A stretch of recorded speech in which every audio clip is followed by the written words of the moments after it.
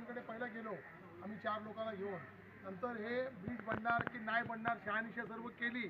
त्याच्यानंतर अनिल भाऊ देसाई यांनी पत्र दिलं DMCला आणि महानगरपालिकेला, त्याच्यात उल्लेख केला की गरज असेल तरच करा, अन्यथा तिथे त्यात नागरिकांना त्रास होईल असं करू नका. त्याच्यानंतर बैठक लावली आता 8 तारखेला, तेव्हा पण सर्व लोक आले होते आणि त्यांच्यासमोर विषय झाला.